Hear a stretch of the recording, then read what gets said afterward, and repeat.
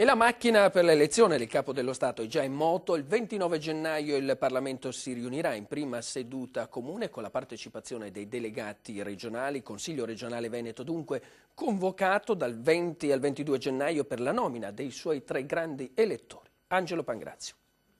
Il Consiglio regionale del Veneto invierà a Roma 3 grandi elettori per votare il successore di Giorgio Napolitano.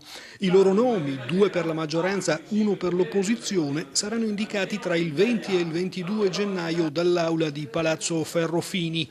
Il presidente del Consiglio regionale Clodovaldo Ruffato, che nel 2013 votò per il secondo mandato di Napolitano, auspica che il successore possa essere un uomo di pari equilibrio, ma anche di nuove prospettive.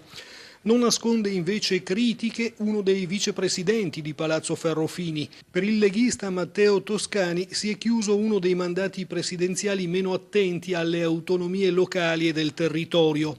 Anche Franco Bonfante, con Zaia e Ruffato, 2 anni fa sedette in Parlamento tra i grandi elettori del Veneto. Sono orgoglioso di aver votato un grande Presidente della Repubblica che non ha fatto solo il settennato, ma ha risolto una grave crisi istituzionale che era sorta appunto con la impossibilità di eleggere un nuovo Presidente della Repubblica. Lui ha accettato, ha fatto quello che aveva promesso.